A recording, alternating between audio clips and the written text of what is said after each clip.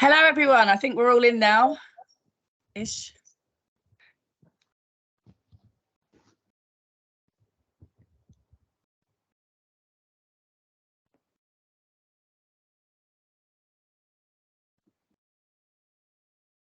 Sorry. Hello, everyone. This is Stephanie here, Stephanie Rampton. I'm covering for our main host today. So be kind. We have Joe Hart discussing fire safety during the construction phase. Before we start, though, I just want to give a few house rules, such as everyone to keep their camera off and microphones off, and to provide questions at the end. But finally, the opinions within the presentation are those of the presenter and not of the IFE. This session is also recorded and available on our website and on YouTube. Enjoy, everyone. Thanks, Joe. Thank you, Steph, and Ocean as well, who's also hosting today as special guest host. Good to see her on screen. Good. Cheers, Steph. Thank you, everyone, as well for dialing in. Let me just share my screen a moment, Steph, so make sure you can see this before you guys disappear. So hopefully we have got just a PowerPoint deck there. Is that all good? Magic. Thank you, Steph. So good afternoon, everyone. Good evening. Thank you for dialing into this one. If you could all mute your microphones, turn your cameras off, it helps my Wi-Fi bandwidth because there's quite a few of you on tonight. So thanks again for you all dialing in. Tonight I'm going to be talking about fire safety during construction. This is the regular IFE webinar we do through the Southern Branch, which is the first Wednesday of every month. I think I was due to be on next month and we pulled it forward a month because I do 4 a year every quarter. Well, we might be into the 3rd quarter of the year now, perhaps. Anyway, I'm definitely here, definitely doing it. So fire safety during construction tonight from me. Introduce myself briefly. Again, I always watch the names coming in. I know lots of us do know each other.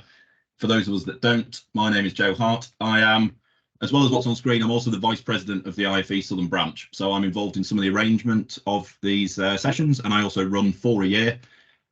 Usually about something related to fire safety or fire engineering specifically, if it's me speaking. And in between, we have other guests come in. If you ever want to deliver one of these sessions, do get in touch. If you know someone that wants to come and talk to our members as well, absolutely fine. Do drop the committee a message. But my day-to-day life, I wear 2 hats. So I spend roughly half my time as the Group Director of the Delta Innovation Group. So I'm Head of Fire Engineering. I'm Director of Delta Fire Safety and Delta Fire Protection. We're actually 4 businesses now. And outside of that, I'm also a lecturer in fire engineering at the University of Central Lancashire. So I teach fire engineering to degree and master's degree level, and I split my time between the 2. The reason I'm here specifically talking about this tonight is because of a couple of our businesses we have in the Delta group, so more kind of professional and academic from me tonight.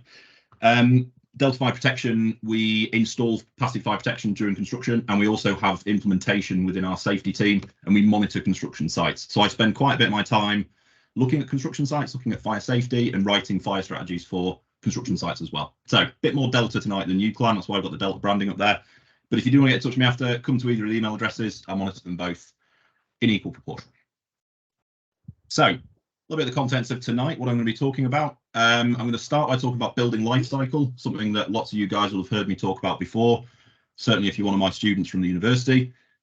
Quickly touch on the RIBA stages. I'm building us towards a bit of construction in the middle of the presentation. I'm going to talk about fire safety, specifically fire risk assessment, actually, of construction sites, and then introduce a guidance document, HSG 168, go through some of the contents of that document. Talk about some of the general construction site hazards we come across for fire safety, some of the common ones, and come at some of the less common but potentially more hazardous ones I'm going to just touch on. Anyone who's been in my presentation before will know I always throw case studies in. I've got 3 case studies from my projects towards the end of the presentation as well. And I link it into Golden Thread and planning gateways for us engineers as well to talk about. And I always want to give the aim to a session. So the aim for tonight is to outline some of the construction site specific fire hazards that we might come across. And also, if probably the second half of the sentence is more critical, which is highlighting the importance of the construction phase for fire safety.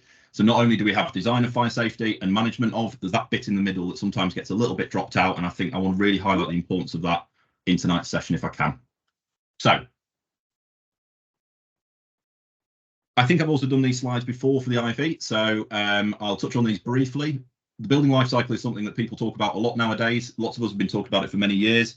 It's a really important concept throughout construction, architecture and design. And I think it ought to be perhaps a little bit more important within fire safety. It's certainly relevant to work we do nowadays in the post-Grenfell days. If we consider any building that we have or any site that we have, we can consider it to be one of the stages of the building life cycle. And I suppose you could say any building goes through these stages. We go through a design stage, first of all, where we look at what the building's going to look like, where it's going to be, what we're going to put in it. We then go through to a construction phase. So we construct the building, we physically go to site and we erect the structure.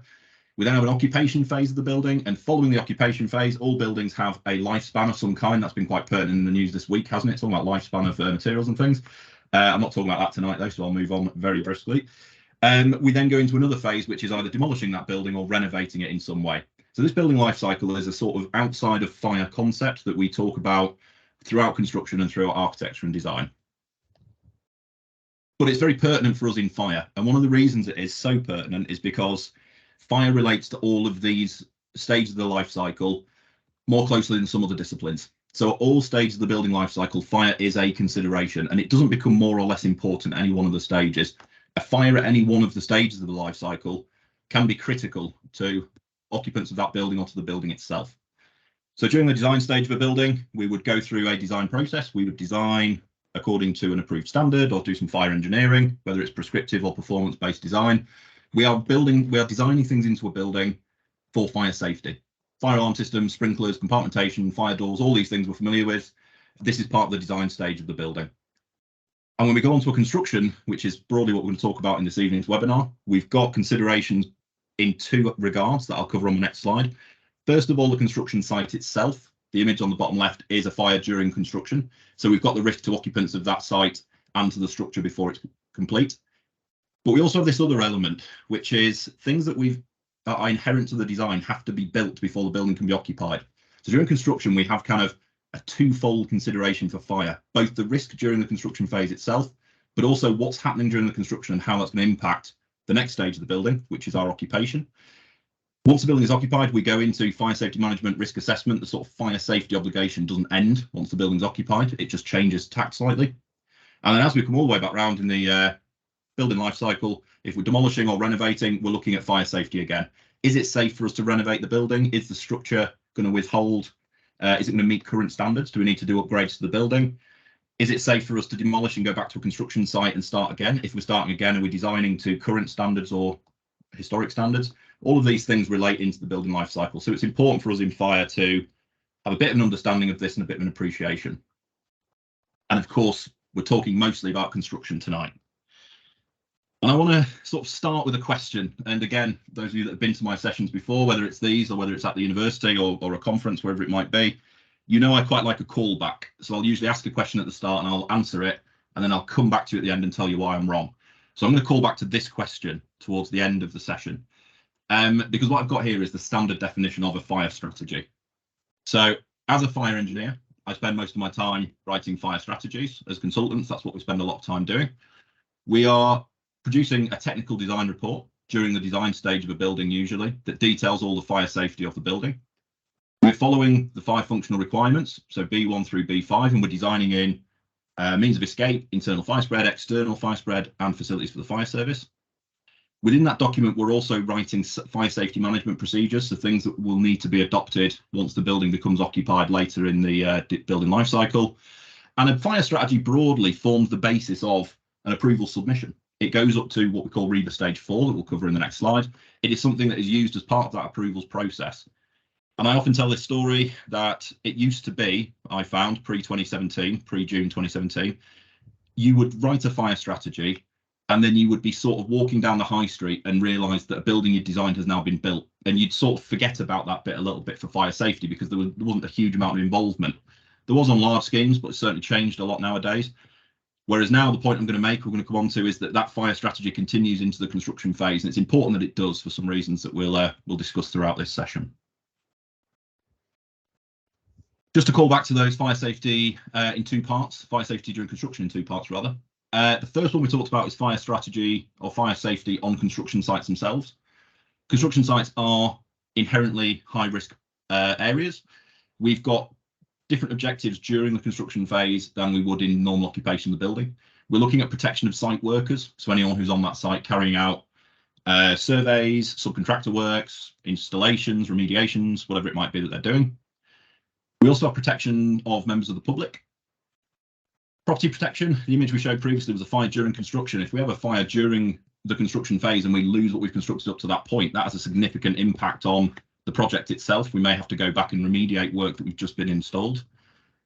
Related to that operational continuity, if there is an area of the building we need to go back and sort of start again on, we're losing operational continuity. That site is then behind. That construction program is affected by the fire. And also sustainability. Sustainability is a big topic at the moment. I'm writing a big piece of work at the moment on fire safety and sustainability. Lots of things that I'll touch on during this presentation about how fire safety relates to sustainability during construction particularly. But a big one there is if we have a fire during the construction phase, that has a really negative impact on the sustainability goals of the site. Thank you to those who are just someone who just WhatsApped me. Dermot, good to see you. The other part of it, ensuring that fire safety is implemented. So not only during the construction phase itself, but how does the construction that is that we are building, how do those elements relate to the final fire strategy for the building? So if we have a fire strategy we've done during the design, is that solution buildable? Have we designed a building that we can accurately go out and build? Are appropriate materials being specified during the construction phase, and are they being installed appropriately? i.e., are the things we're doing during construction going to adequately support the building once it becomes occupied? Is the strategy the most practicable? It's not always the case. Sometimes buildability can feed into a fire strategy solution. Big example for this I usually use is smoke control at the top of an atrium. It's very easy for us to say it should be mechanical fans on the top of the roof, but very hard to install, very hard to maintain. So the final point, can it be maintained throughout the life cycle of the building? Far easier to put AOVs on the roof that naturally open or naturally open vents than a mechanical fan that has to sit on top of the roof. So these considerations relate not only to if we walk at a construction site, what's the risk to us, but also what's happening on that construction site and how is that impacting the fire safety and the fire strategy in the final build condition. Construction site hazards, just to go over these and just to highlight a couple of them in a little bit more detail. Well, looking at a construction site, they're very complex areas, as I've said. One of the big complexities is that it's a transient nature of the site. At any stage during that site, there might be things being installed or delivered, demolished at any one time. We have hot works going on site. That's something that generally can't be avoided. As much as you put in a risk assessment, no hot works, there will be hot works required at some point for cutting or securing or disposal of materials.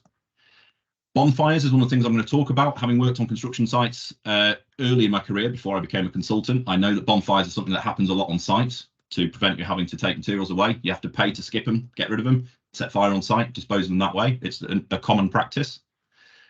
Arson and site security, these are things that we may consider as part of a construction site, either things that we don't consider in normal buildings, or they might be a bit more pertinent. A construction site is inherently less secure than a finished building. You might get to a stage where it's completely open at ground floor level and you could in theory walking off the street. So for our fire risk assessment, we've got arson and site security risks for us to think about that are specific to construction sites. Delivery schedules. So we at any one time we may have a transient fuel load. We might have a big delivery where we've suddenly got all the doors being delivered and then we've got 4 tons of timber that we didn't have the day before. That's transient fuel load we need to consider. So the fire risk assessment has to think about the state of the construction site at any one time, which is transient and changes. Disposal of waste I've touched on, it's a big deal on construction sites. Training of occupants, you usually have people coming and going. People come on site for a period of a couple of days, couple of weeks perhaps. Should they have the same amount of training as someone who's there for 2 years? Well, possibly, but actually that person who's been there for 2 years, they need constantly retraining because the risks change throughout the build process. So lots of hazards there, again, for fire safety. High background ambient noise, a very simple solution people say is get a hooter or put a fire alarm, portable fire alarms in. You can't hear anything on a construction site, and even if you can, most people have got ear defenders on anyway. So we have to look for other solutions than we do in normal buildings, perhaps flashing beacons and things like that. And also a really pertinent point to finish on is that each site is unique. So unlike when we do strategies and risk assessments for buildings, we can sort of preempt what we might see.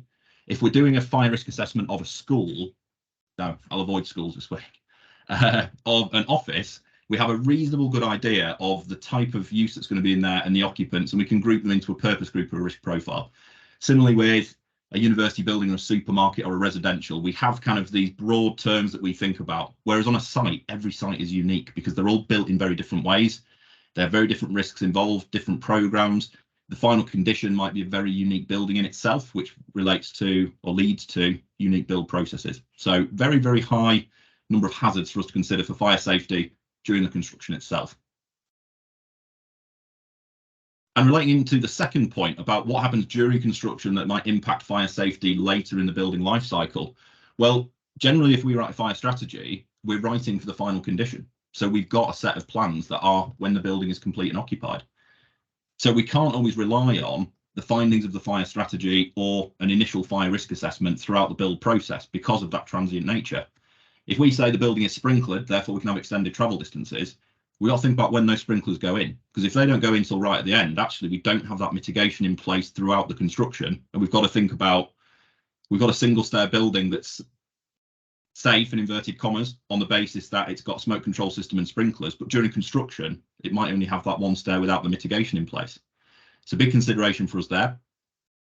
We also think about all those things that are going into the building. They have to be installed appropriately with suitable materials chosen. So looking at external walls, active systems, doors being installed, cavity barriers, these things, when they're being installed, they're installed for a reason. They're specified because they're important to the fire strategy of the ultimate occupation of the building. A big area I come across when I work with my colleagues at Delta when we're looking at construction sites is design change control during construction. That happens on most, if not all, construction projects, certainly large jobs, where we have an approved design, but during the construction it changes. And that could be because of something like procurement or supply chain. I've had a number of projects recently where the price of timber has gone up to such an extent that they've swapped it out for steel instead of timber frame. And that's just something that's happened once we've gone beyond RIBA 4, we've gone into construction, and there's been a design change that has to be implemented there. Could be as a result of delays in the project, they have to change the method of construction in some way. Might be because of issues identified on site, might be you can't find a product, whatever it might be, there are changes during construction that impact the strategy you've written for the building control approval 6 months earlier. And again, summing up with that salient point that fire strategies consider the building in the final condition. So not all of those systems will be in place during the construction phase. Again, these images I plucked from Google, I always do that intentionally. I don't want to use my own clients or my own photographs unless I specifically reference them. But this looks like some resi towers, perhaps a single stair in there as we'd expect to find. That single stair means we have a single stair during construction as well, but we don't have all the layers of protection we put in the final condition. So big consideration for what's happening during construction and how it impacts the overall fire strategy as well. And then just to finish this little bit of theory before we go on to some of our work in HSG 168, I've mentioned the RIBA stages. It's worth just summing these up and perhaps thinking about them in a different way. So the RIBA stages, Royal Institute of British Architects outline the stages of any project. I like to think it relates quite nicely to the building life cycle. You sort of see design, construction, occupation, and then renovation in here, but broadly grouped from stage 0 up to 7. If we look at RIBA stages 0 and 1, they're what we call the strategic stages, which is strategic definition and preparation and brief. From a fire safety perspective, there's often a little bit of input there, but not a huge amount. We tend to come in to what we call the design stages, which is RIBA stages 2, 3, and 4. Bread and butter for fire engineers. That's where we're writing our fire strategy. We're making decisions about the use of the building and what we want to put into the building for fire safety. We then have construction, which is RIBA stage 5. Then we go into handover and occupation, which is our in-use stages. And the question being asked here that I'm not going to answer, but I will call back to a little bit is, at what point does the design end and management begin? Because we've got a very clear design stage. RIBA stages, you could argue 0 through 4. We know we're in fire safety management once we hit handover because we're training occupants of the building. We're doing our pre-occupation risk assessments, and during occupation, we're risk assessing, training, and doing fire safety management, fire marshal drills, and all that important stuff. But at what point does that shift? Because we've said already, during RIBA stage 5, we might still have design. So we might still have elements of the fire strategy that are being, albeit they've approved, but they're being amended and changed, and materials are being chosen, and the decisions are being sort of scrutinised. But also we're having to start managing fire safety during the site itself and thinking about how we're going to manage fire safety once we occupy the building. So there is a point in there somewhere at which we shift from design to management, and there's a bit of a gap in the middle. Or is there, I suppose, is the question that I'll come back to and seek to answer the next few slides. So These presentations, they're usually part of a wider presentation. This is a 3-hour lecture normally. I've stripped it down to about 40 minutes tonight. And the bulk of this lecture, really, when I do it at the university, some of you will be having this in October time, is I try and teach people how to use something. And I don't go through it page by page, but I try and give a little bit of not just theory, but how do we actually apply that? And the way we might go about doing that is by using a code of practice. And in this case, I'm going to concentrate on one called HSG 168. There are other codes of practice for fire safety and construction. There's a joint fire code. There's various brand standards and different things you can use. I'm just going to pick this one to highlight a few points right now. HSG 168 is a guidance document issued by the HSE, Health and Safety Executive. It's now on its 3rd edition, which came out just last year. So do update your libraries if you've got an older version. Free to download off the HSE website. And one thing that I particularly like as well is you can also download the previous versions. It always makes me a little bit, perhaps not nervous, but I don't like to see when I can't get a previous version to validate what changes have been made during that time. So you can get hold of the previous versions as well. Mostly changed due to CDM regulations and things like that have gone into there. HSG 168 is 104 pages, so it's not a huge document. You can download a PDF, or I think you can buy a copy for about 20 quid as well. And what it focuses on is during the design stage. So, sorry, not design, during construction. So some of the hazards we might come across, how to design those hazards out prior to starting on site, and also what we might do during construction phase to try and mitigate some of those out. So, broadly going through the contents, it's in 3 parts. The first part of HSG 168 tells us about fire risk assessment, how to do a fire risk assessment, what the stages are. Huge number of us are going to know that. I'm going to go through it really quickly in this presentation. Part 2 gives some detailed guidance on fire risk assessment for construction sites. So it goes into some of the site-specific elements you'd get that are related to construction. And then part 3 gives a section about legal and enforcement responsibilities. Now, some of you know, certainly if you work at Delta, you'll know, we are currently writing a guidance document, an approved code of practice for industry for a specific type of fire strategy. And I've adopted this format for it because I quite like it. Start with a bit of theory, so give that high-level methodology, then give a lot of detailed guidance about the specifics of what it is you're writing about, and then give all the legal and enforcement stuff because that is important to read as well. So quite well structured, I think, this. I've sort of adopted it myself for a piece of work we're currently engaged on.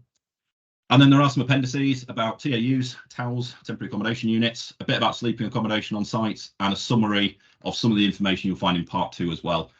I'm going to go through, and then who does what, which I think is quite a good section, which just talks about responsibilities, duties, principal contractor, principal designer, etc., etc.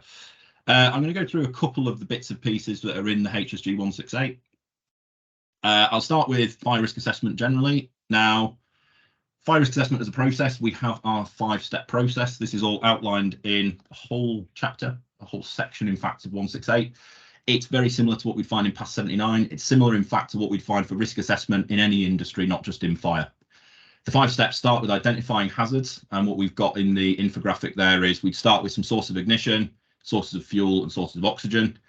Step 2 would be to identify who might be harmed. We've covered some of those already, but we'll do a few more on the next slide. So identify who might be at risk and also why they're at risk. Evaluate, remove, reduce, protect from risk. So see what we can do to mitigate some of those risks. Do we try and reduce the likelihood of a fire occurring, or do we reduce the consequence? What can we put in place to reduce it? The result of that fire risk assessment is we record those findings, we produce an emergency plan, provide information, instruction as necessary, and we coordinate, we communicate the solutions. And then step 5, sort of one of the most important, possibly the most important sections, is to review, particularly pertinent for construction, because we have to review more often than we would in a typical building. So under the Regulatory Reform Fire Safety Order, we have to review a fire risk assessment for any building on a regular basis. It doesn't say annually, it just says it should be proportionate to the risk within the building, or if you change level of risk in there. That's a really important point about changing level of risk, because on a construction site, risk changes all the time, often on a daily basis. I mentioned earlier, you get 5 tons of timber delivered, you've got a new intrinsic fire load to the site you didn't have the day before. Equally, if you start opening in phases, you've got different risks, different means of escape and things like that. So to rattle through some of these and pick out some of the key construction site elements. Step 1, we're going to identify some of the hazards.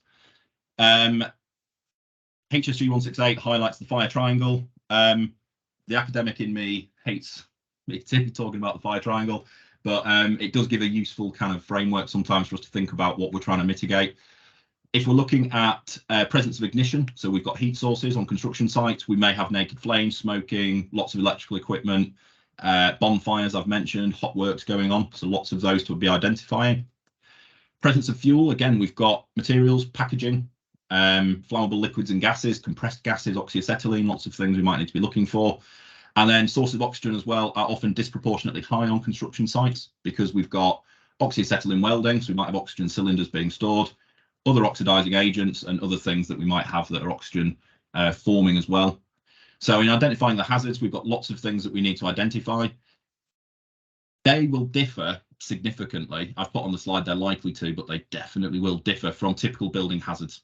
So if we go to a construction site, we're not going to identify the type of hazards that we would have in a typical building environment, nor are they going to be in the places that we expect. I know full well if I go to a building and do an FRA, if I open a store cupboard, there's going to be a mop and a load of paint and some other bits and pieces, probably some, I don't know, torn up cardboard in there. If I go to a construction site, I don't know where those materials are going to be, nor do I know what's going to be stored in any area because it's so transient. So it requires a little bit of specialist knowledge and a bit of specialist experience to do step one on a construction site. Identifying who might be harmed. Again, these images are just plucked off Google. I don't know anything about this site. I'm not calling out any names that are mentioned on there. We've got the occupants of the site itself, who, if we think about who's going to be on the site, it's going to be workers, potentially subcontractors, could be long-term employees, could be people working alone or out of hours though. Lots of lone working, people working underground. If we've got excavations going on, security or maintenance personnel. So we've got to think about how we're going to protect those occupants. Lots of those will likely be unfamiliar with the site. If you've got someone who's doing a delivery to a site, they might be there a day or two and that's it. And they're not necessarily familiar. They're on to the next site that's totally different. But also, as I mentioned earlier, you might have somebody who's been there for 2 years and the site changes and they're then unfamiliar again. So we've got to think about this familiarity with areas of the building and who we've got in situ. Could have young persons working on these sites as well. Could have elderly people. When we think about a typical FRA, we talk about what range of ages we're going to get. We're more likely to get younger people on a site, but not exclusively. And particularly if we're thinking about people just walking past. So this looks like, again, I'm not calling them out, but it looks like a Marks and Spencer. It says M&S in big letters on it. Anyone could be in an M&S. Anybody could be walking past here on the way to Lloyd's Pharmacy, Sushi Gourmet, I think that says, never heard of that, or Specsavers. Could be any member of the public walking past this site in close proximity who are potentially at risk of a fire that we need to be considering. Evaluating, removing, reducing and protecting. There are lots of things we can do to try and reduce the risk on the construction site. On the right hand side there is obviously the nightmare that we're trying to avoid, a fire during construction. During daytime as well. Of course, during daytime, we've got more people on site at risk. So that would be a particular high risk to life and injury as opposed to property. And when we do this, it's a standard process we do if we were doing an FRA in an occupied building. We have two options. We can put things in place to reduce the likelihood of a fire occurring or to reduce the consequences of that fire. And the risk assessment process, I teach on the risk assessment module that some of you may have come across, and I do CPDs on risk assessment and things. I always give the same example. Whenever we identify a hazard, we then look at two things. We say, what's the consequence of that hazard to occupants or to the structure or to operational continuity? And what's the likelihood it's going to cause that event to occur? And we look to reduce one, or if we're lucky enough, we can do both. But generally, we'll only reduce one of them. So as an example, if we're looking to reduce the risk, so looking to reduce the likelihood of the fire occurring, we might say, let's remove open flames and replace it with radiant bar heaters. That isn't going to do anything to reduce the consequence of the fire occurring. That ignition is going to happen by one way or the other. It doesn't change the fuel load. What it does is reduce the likelihood. Converse to that, if we want to reduce the consequence, we can minimize the storage of materials. So that doesn't reduce the likelihood or increase or reduce. What it does is it says if there is a fire, it's going to affect the size of that fire afterwards. It changes the consequence of it occurring. And a slight detour into risk assessment theory. I always give this example when I'm teaching it or doing it at CPD. This isn't the roof I was working on, but I was working on a roof a number of years ago, and it was a means of escape. And it was much higher than this photograph. It was 6 stories up or something. And we put in a risk assessment about how to safely use that as a means of escape.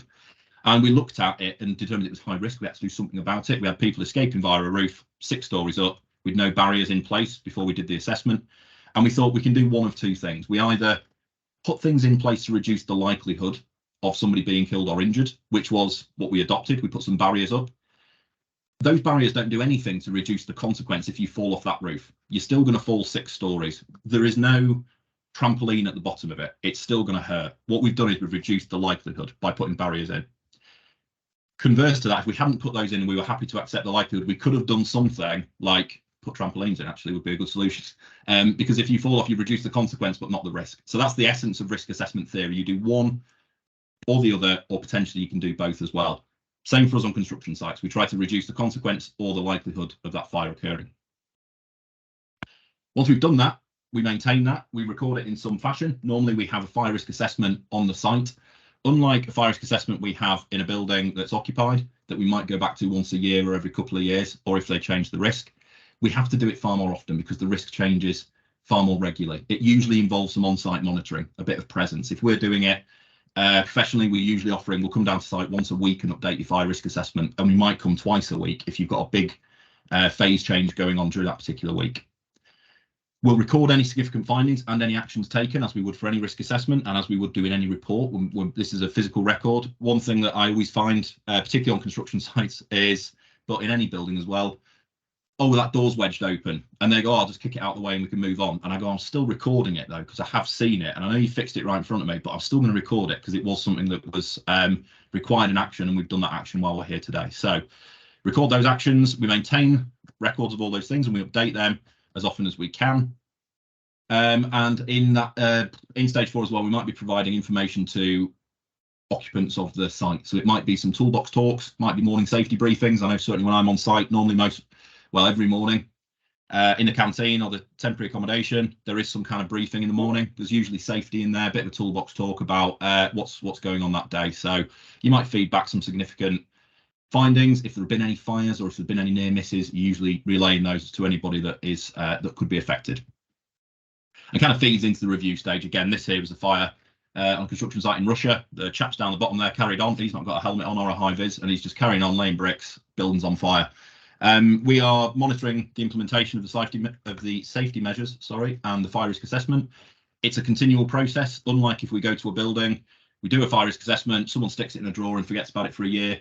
We can't do that so much on construction sites because of the transient nature. We're often going, weekly isn't undue. I mean, twice a week is often quite common on big sites. We've got lots of risk changing. Often we'll find, again, talking professionally, what we do is we might second one of our staff there. Every week they're on site and they're looking at the risk on that particular site for the duration of the construction. Investigate fires and near misses and carry out any testing and maintenance, and routine regular training is particularly important for our fire risk assessment of construction sites. So on HG 168, that was part 1, talked about fire risk assessment. I've rattled through those a little bit. I'm going to go into a little bit of the detailed guidance, just quickly go through some of these specific hazards that we get. When I said earlier that we're writing an approved code of practice ourselves, the reason I liked this is because you read part 1 of the document and you get a bit of a high level methodology and understanding, and you sort of think as the reader, right, I'm ready to do it now. I get what I'm doing, let me get on with it. And then it tells you in part 2, and that's the way we're writing our approved code of practice as well. So you can read in HG 168 about some of the specific hazards, and that's useful to do if you're going to a site to prompt you for what you should be looking for. Oops. I'll start with bonfires. So paragraphs 138 to 140 provides guidance on bonfires on site. As I mentioned earlier, back when I was a slightly younger man, I worked on construction sites, and it was commonplace to burn materials. If you're doing a clearance of foliage or anything like that, it tends to be burnt on site. I'm not saying it's the right thing to do. I'm saying it's something that I've observed throughout my career. Offcuts of wood, offcuts of material will often burn on site because there's a cost implication to carting it away and disposing of it elsewhere. HG 168 recommends that bonfires don't occur for fire safety, of course. Certainly don't burn any waste on site, and don't burn any vegetation or untreated woods. Where burning does take place, it has to be quite well informed. So inform the fire service, think about what is burning and how it's being managed. Put it in a dedicated incinerator. We do see incinerators on sites that are very well designed. They're a bit expensive, but they are proper bits of kit we can use for incineration. HSG 168 says alternatively, if you've got appropriate methods, like you've got a 200 litre spent drum just means it's empty, so an oil drum that's been filled and then emptied as part of works. If it's been appropriately prepared, so if it's been cleaned with non-flammable materials and it's been left out to dry naturally, yeah, it could be used for some burning of offcuts and materials.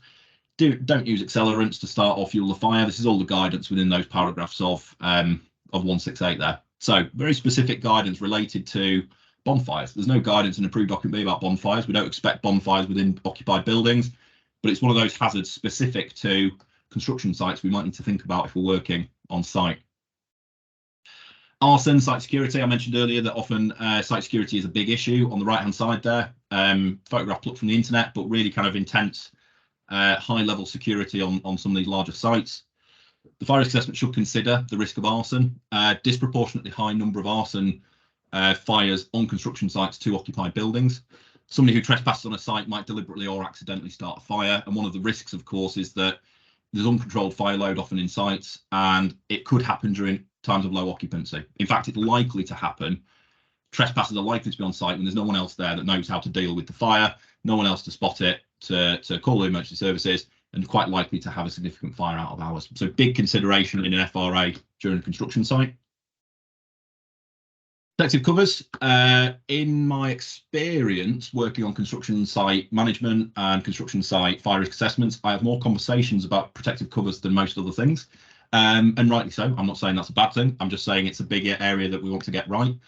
If we have a protective cover, it's often there for weather tightness or to protect workers inside, or allows for curing of concrete and other materials. We'll put protective cover on the outside.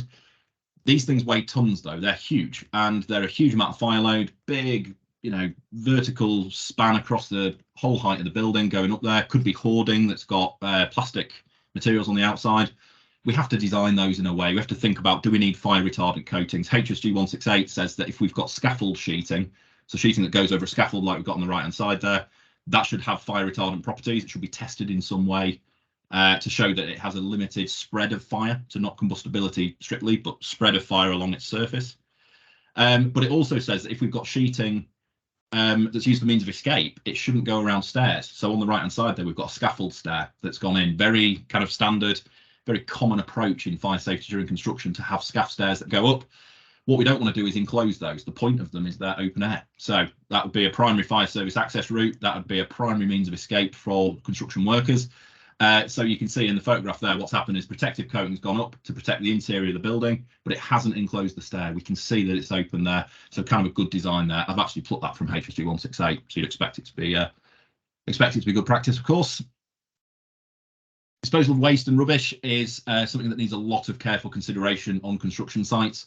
That is not an uncommon sight on construction sites because that's the nature of them. Lots of packaging. We've got some plastics, cardboard, there's polystyrene in there. We've got the timber pallets there. Refuse may be combustible, but even if it's not, it might just be in a position that impacts some of our means of escape. So we have to think about how refuse is stored. And what we tend to have on large sites is a waste management plan. That's not only for fire safety, it's just for general usage around the site, but we can input into that. And I find it's an area that I often ask to input into. Can I impose something in your waste management plan for fire safety? Can we say, guidance in 214 of HSG 168 says, if the skip's less than 3 meters away from a structure, it's got to have certain parameters. So it's got to be, any chutes that go into it have got to be non-combustible. So metal instead of plastic bins that go through, bottom-ended bins you make into chutes. It's got to be against the fire-resisting wall. Lots of other things that we might impose. So rubbish disposal is a big element of fire safety, and perhaps one of our, I'll say perhaps because not always the case, it's obviously site specific, but can be one of our largest fuel loads and fire hazards that we identify on a site. Compartmentation. Compartmentation is a key part of fire safety generally, and if we're building, if we're constructing something high rise, we've probably got compartmentation or fire resisting construction, to use the proper term, in the building somewhere. Of course, it relates to this idea of at what point in the construction does that go in? Because if that's the last thing to go in, it means the day before that goes in, we've got a building that isn't in line with what we've designed. It might be a requirement of the final condition, or it might be temporary compartmentation gone in. I've done a job not so long ago, just earlier this year, and it was a timber frame, new resi, low rise, 3 stories, something like that, ground plus 2. And we had to put some temporary compartmentation in, temporary fire resistant construction. It was compartmentation that time, that is the correct word. Because the enclosing rectangle was too large during construction, and until they started putting on the external walls, it didn't close down that enclosing rectangle. So during construction, we had to phase it and say we have to have a compartment wall down the middle. So there may be things that we impose as part of the fire strategy for the construction phase that relate to both construction phase and final condition as well. So key element we design in, and of course means of escape as well being one of those. The photograph on the right again is from 168. HSG 168 has a whole load of guidance on means of escape. The risk we've got there is we've got some folks working up on the roof there.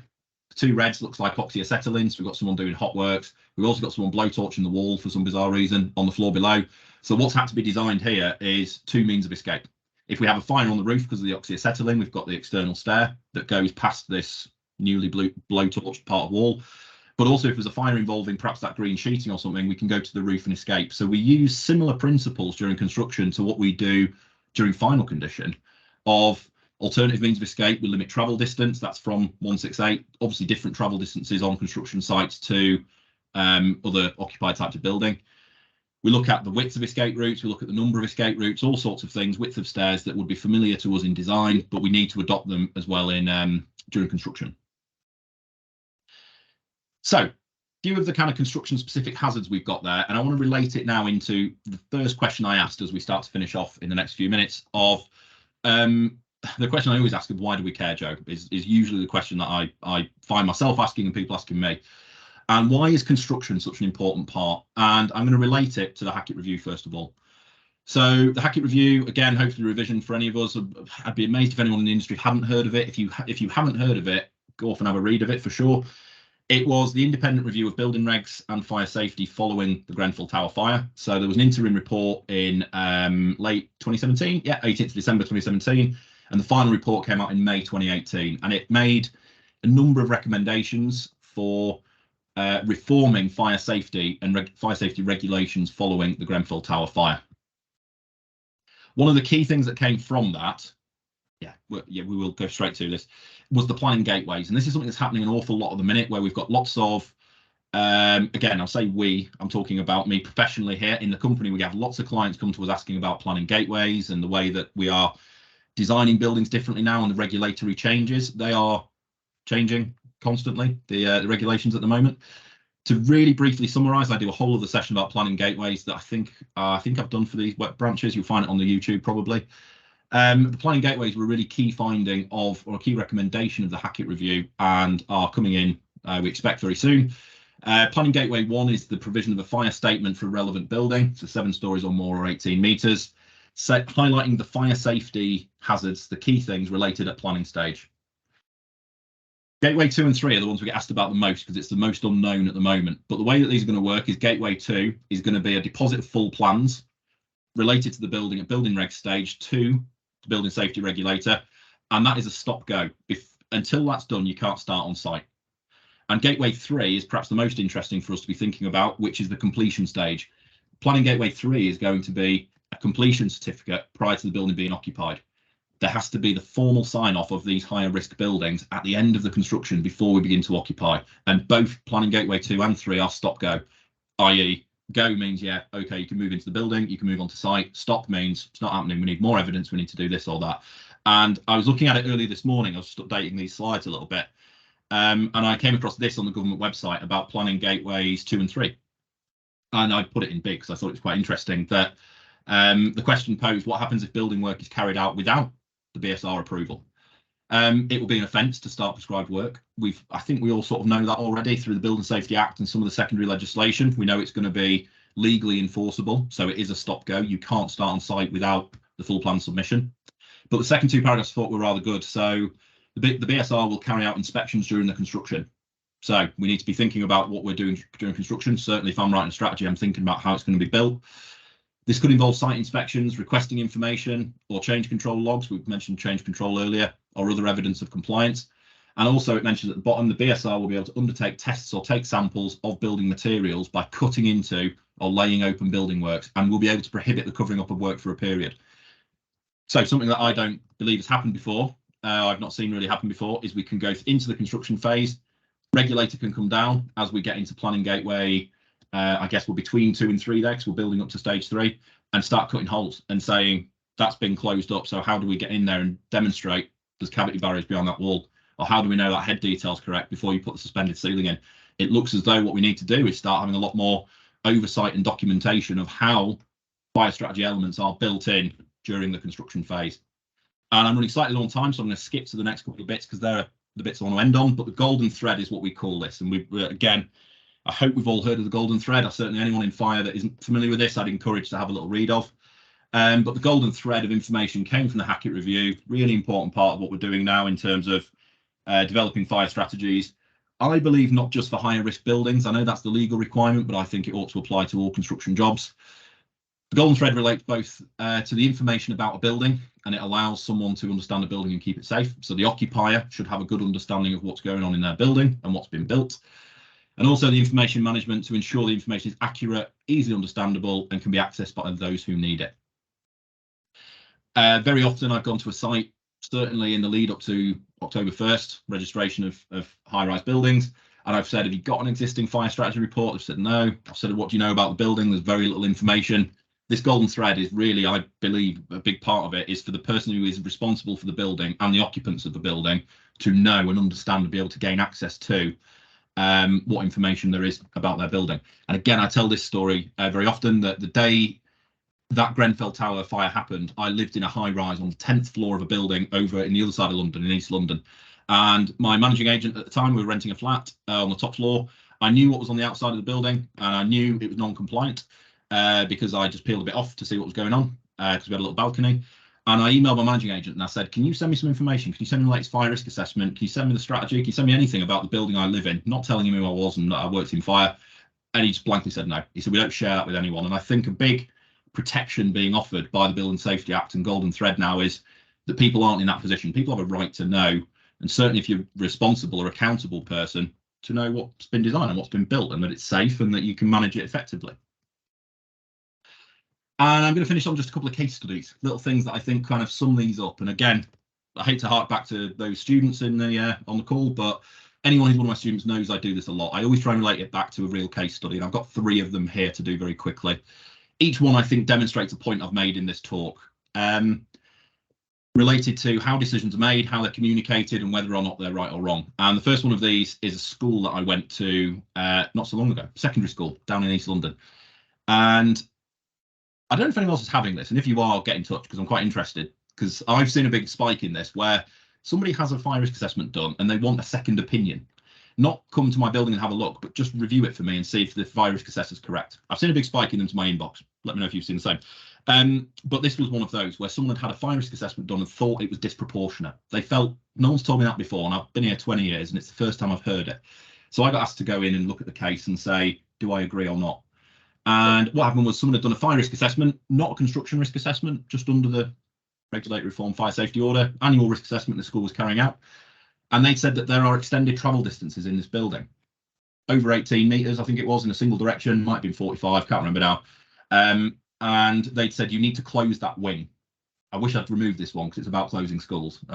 Perhaps I'd thought ahead, I would have removed it. But they said, you need to close that part of the school for fire safety. You can't open. And this happened to be very similar to the situation politically going on at the moment, close to the start of term. So the school was in a state of panic, thinking, why is that? Well, where's this come from? And the fire risk assessment said there are extended travel distances above guidance. That part of the building is not safe. So I went in and the first thing I said is, can I see your fire strategy? Have you got any design information about who built the school and what it was? And they did have a fire strategy. It was printed in reception, the same reception that the fire risk assessor would have gone to. I'm not calling this fire risk assessor out. I don't know who they were. I don't know. I've not named the building. I've not named the person. I don't know who they are. But if you read through the fire strategy, there was a big long justification about that extended travel distance, and they put in additional detectors. There was some CFD modelling done of it, I think, and there was a whole design process. And actually that really critical recommendation that came hadn't followed this golden thread of kind of what information do I know about the building. All they'd done is read a kind of current guidance and applied it, in my opinion, incorrectly, because they'd not thought about the actual risk of it rather than the condition survey. And they certainly hadn't reviewed all information available to them, because I turned up within about 10 minutes, said I would push back and say we don't need to do this because there's a whole justification written a number of years prior for that exact risk. So highlights this idea of kind of transfer information and how we get this golden thread of information from the design stage right the way through construction and into occupation, into management moving forward, something I think is really, really important. The second one is a little bit more critical, actually. This was a job in Manchester that I worked on some time ago. It was a large, it still is a large commercial building in the centre of Manchester, just off Oxford Road. I won't be any more precise than that, it's probably a bit too precise already. And there was a series of retail units down at ground floor. So retail at ground, bit of resi and some office upstairs as well. And they were fitting out the retail units. It was shell and core. So it was all capped services, no sprinklers in there. And what they had done is they capped the services of the sprinklers, and they'd said, say shell and core. It was actually a fit out during occupation. So it had been stripped back to shell, but it wasn't a new build. So it stripped out all of the previous retailer, capped the sprinklers off, and they'd gone in and they'd started doing works. And one of these retail units, there's 4 or 5 of them being knocked through into a bigger unit. One of them was being used for storage materials, and the sprinklers were off. And there had been a fire engineering solution put in, fire engineer very much in inverted commas, saying the risk is fine, it's proportionate because we'll put additional fire extinguishers in. So the risk was we're not going to get early water on the fire from the sprinklers, but that's mitigated because we've got additional fire extinguishers, and we'll get in there, we'll get water on there quicker because we've got more extinguishers. And I was asked to come in and just review this, and I asked a series of questions because that's what you've got to do. I said, have you got a strategy? And the question I was trying to answer was, what's the intent of the sprinklers? And it turned out to be a really critical case because the sprinklers weren't there for life safety. They weren't there to protect people in the building. They were there to protect the structure of the building. And this whole building had been designed with a reduction in fire resistance to the ground floor, which is exactly what they were fitting out, on the basis of there being sprinklers. So what had happened during this case, and it was a case of people not kind of reviewing the right information, or perhaps in fairness, not having access to the right information, is that they'd removed all the fire load, removed the sprinklers, exposed the columns that were under protected, because they were supposed to be 120 minutes, they were actually only 90, and then put a load of refuse in that was a higher fire load than the retail. So double hazard in there. We've got additional fire load, which means we've got a reduction in the fire resistance potential, an increase in the fire resistance potential, but we also don't have the sprinklers. So we've got a massive impact to the whole building as a result of construction works that have been signed off kind of in the incorrect way. So a really critical case there that I don't want to downplay that somebody not reading the information, or again, I'll be kind and say not having access to the right information, could potentially, had there been a fire there, been critical to the structure of a incredibly tall building. So decisions that are made during design, decisions made during construction, really important to safety in the building during the final condition. And the final one kind of works the other way around. So this is an example of a shopping centre that I worked on a while ago. Again, not naming the shopping centre, not saying where it was or who works in it with me, but I was working with a colleague and we were looking at fire rating. So there needs to be a 60-minute line between this area and another part of the building, but it wasn't clear where it needed to go. It could have actually gone in any of the 2 locations. The images on the right look like they've been drawn by a child, but they were actually drawn by me. They are seen from above, retail units, and that big grey thing is the ductwork that went into the back of the units and gave mechanical HVAC. And the original strategy was the one in the bottom right, and it said that we should have a 60-minute line at the back of each of these units. And I came in and I suggested something slightly different, which was, why don't we move the 60-minute line beyond that, so it's the other side of the rear access corridor as per the top right? And somebody kind of said, well, why do we care, Joe? Like, what's the point? Is that going to do a lot? And I said, it's going to do a huge amount, because if you put it in the back of the units there, what you're going to have to do is fire stop each of those dampers, fire stop each ductwork and put a damper in each of them. But if you move it to the other side, you don't have to do any of that. There's no requirement to have the fire stopping. There's no requirement for you to put dampers in there. This wasn't needed as a means of escape. It wasn't a means of escape corridor. It wasn't separate tenants. It's actually the job I was just talking about in Manchester. So the decision was completely compliant, but what it did was it saved hundreds of thousands of pounds. And more important than that, I don't care so much about the money saving, but it reduced the number of potential failure points. It reduced the hazard, in my opinion, because there were far less things that could go wrong. Stopped all them dampers not being maintained properly, stopped all that fire stopping being incorrectly specified, incorrectly installed, prevented any of it just deteriorating over time and not being a safe condition. Lots of kind of savings there. And it worked, in that case, the other way around to what I'm talking about. Having some knowledge of the construction side made a better fire strategy in that case, because I was able to specify that, because I knew on site it'd be a nightmare to build, and I knew it wouldn't be maintained further down the line. So it sort of works both ways. I think a good engineer should sort of understand the whole life cycle and not pigeonhole into one area: design, construction, occupation. Good to be well-rounded and think about all these things, because decisions made during design are really inherent during construction and into occupation. That in that case, we'd have had dampers need maintaining, we'd have fire stopping needs redoing every year, all those other ongoing management things. Very easy decision to make and still fully compliant. So, final slide. I come back to my original question, what is a fire strategy? And I've changed my mind by this point. I've convinced myself it's not this kind of approvals document. It's not something that locks it in time. A fire strategy for me, I've always believed this, and I believe it now more than ever, that it is a live document. A fire strategy that we would write and go for approvals, it will detail the intended design, but what it also ought to do is carry on in through construction and document for the person who's responsible at the end of it, that takes control of that building, what's actually been built.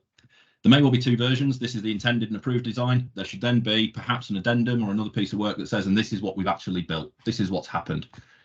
It gives the person with responsibility for the building an accurate record of what was actually constructed, not just what was approved and may or may not have actually been built on site. And it's important because of some of the deviations we talked about. General change process, I've mentioned timber's gone up an awful lot. I'm underplaying that, like it's really gone up. Change control during the procurement stage. Design development, sometimes just designs change during because of various things still kind of trickling on from RIBA 4 into RIBA 5.